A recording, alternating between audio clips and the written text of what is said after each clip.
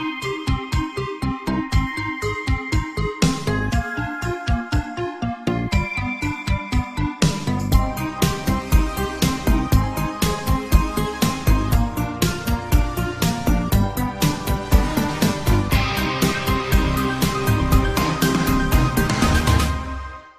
polycarbonate love story. Orpheus fell in love with a nymph named Eurydice, who tragically died on their wedding day when she was walking down the aisle and stepped on a poisonous snake. Orpheus was able to make his way to the underworld and used his musical talents to convince Hades to release his true love. Hades agreed, but only if Orpheus would lead his bride to the world of the living without looking back to make sure she was following him. Orpheus almost made it all the way to the surface before he couldn't control himself and turned around. Eurydice had been following him the whole time, but once he looked at her she was immediately taken back to the land of the dead for eternity. Orpheus swore to never love again. Larry was a happy man and a good husband as far as he knew. He had found the best wife in the world. After all, they had been together for 10 years and not even a single fight.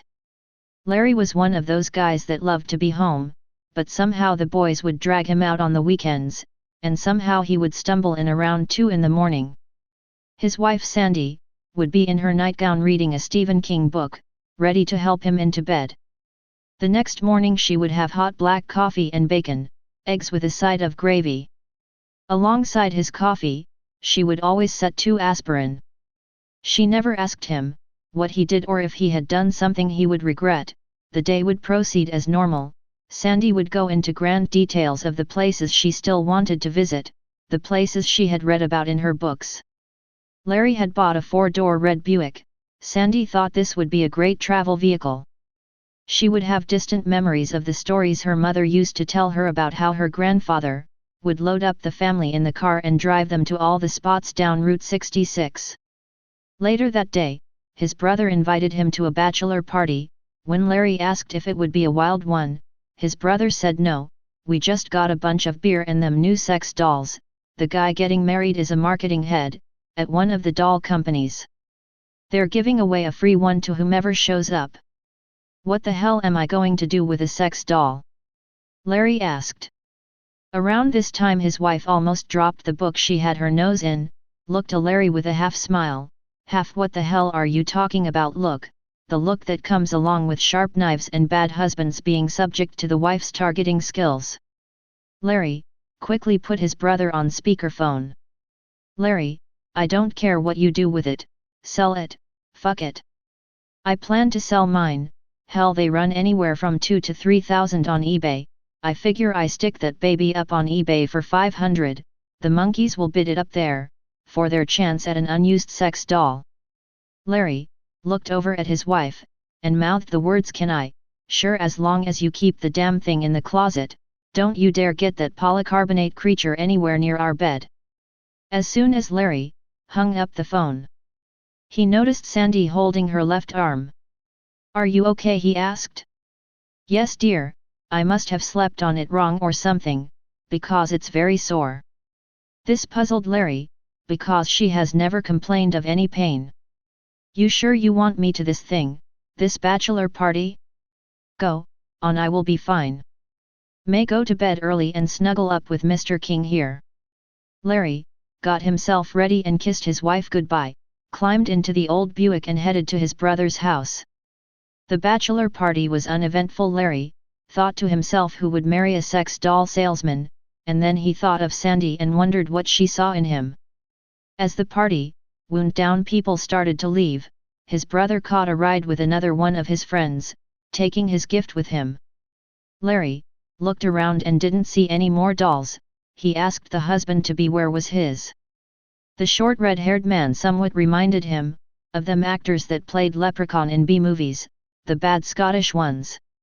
The little man went into one of the back rooms and rolled out a large grey box. This is one of our newer models. She has a built-in warmer, posable arms and legs, hell she can even stand, put her over in the corner if she is bad. I guess in a way you won a prize, by being one of the last. All of the other guys got display models, they have been poked and prodded by every Tom, Dick and Harry and a few blood-sucking lawyers. Reporters are the worst, I had one from USA Today, asked me if they could see one in action. I never took reporters as perverts. Well, I never thought anyone was really, until I got this job. Well, here she is, and she is all yours. Larry laid the box on the floor, popped the latches on the box and had a look. My God, she looks just like my wife, from the size, the hair, hands, and feet. It's true, they are very lifelike, said the red hair man with a smile. Larry closed up the box and thanked the man, thinking to himself, sure, as long as my old lady don't burn this thing, I might just make a quick buck on it. By the way, I never caught your name.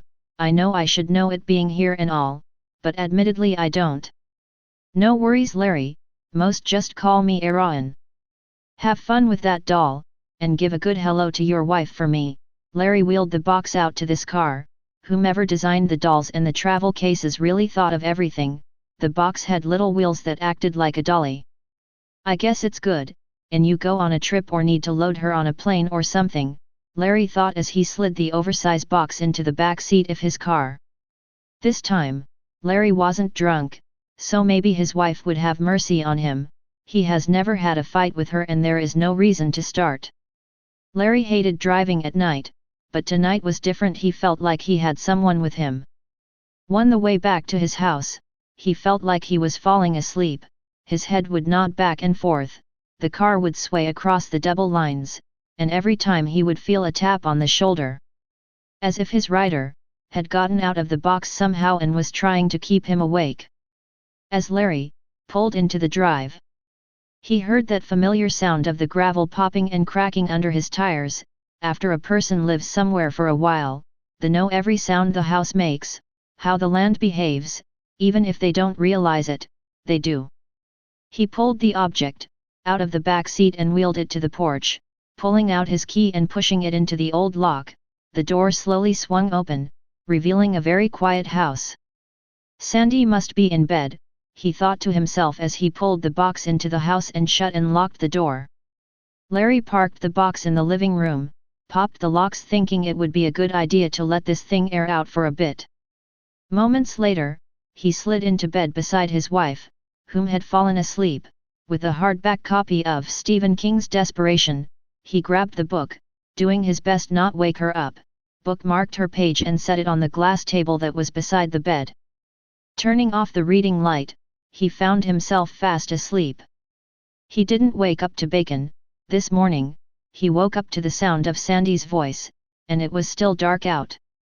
He rubbed his eyes, but all he could make out was the outline of his wife sitting in the wicker chair beside the bed. Larry, I think I have had a heart attack, he heard his wife say. Heart attack, are you sure? Then we need to get you to the hospital, right now. He started to get up, reaching down for his pants, and then he heard his wife say, No, I already had the heart attack, it's too late. What do you mean it's too late?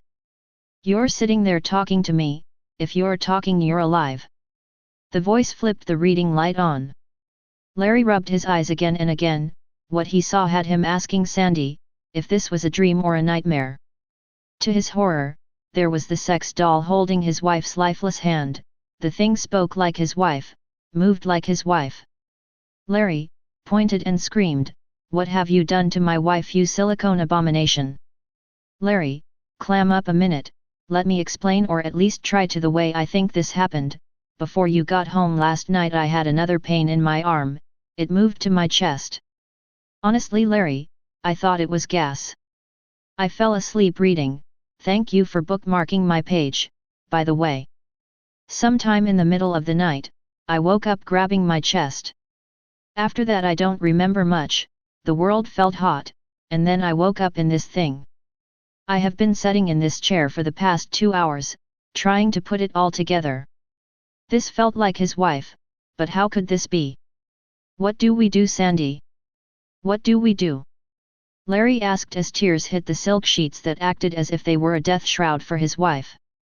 Well, there is going to have to be a few changes, and then there is the matter of the funeral. Larry, I think we should go on that trip. Does everything work? Yes, Larry, everything works. I can even feel things and see things. Sandy, sit over there. I got to call the cops and have them come out and pick up your other body. Larry made the phone call, the paramedics came out, and loaded Sandy's body onto the gurney, and Sandy watched them wheel her out behind her glass eyes. Larry glanced over at her, wondering if this silicon version of his wife could cry. What thoughts, if any, were in that little plastic brain of hers? The days after Sandy's death were both surreal and strange. People would spot Larry with the sex doll riding shotgun. Rumors began to spread that he had lost his mind and that Sandy's death had caused him to snap.